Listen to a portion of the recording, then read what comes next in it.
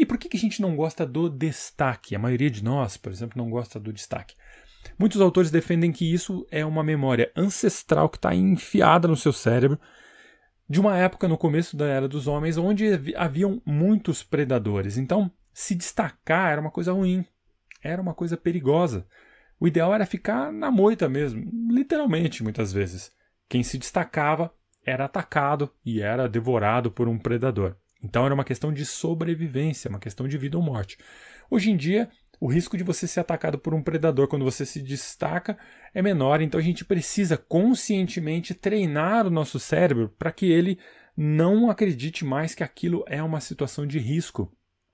Porque quando ele acredita, ele começa a preparar o seu corpo para aquelas reações de luta ou fuga. E você, com certeza, a hora que está fazendo uma apresentação, não quer sair correndo dali.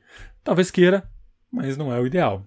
Então, quando a gente toma a decisão de conscientemente observar o nosso medo, de olhar de perto para ele, nós vamos perceber que o nosso medo principal é do destaque, não é de falar em público, mas é de fazer uma bobagem em público, de falar uma coisa errada, de ser taxado de repente na frente de todas as pessoas como estúpido, como incapaz. O nosso medo principal é o medo de falhar.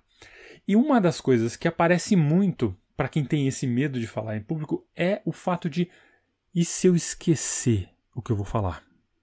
E se isso sumir da minha cabeça e eu não souber me virar com aquilo?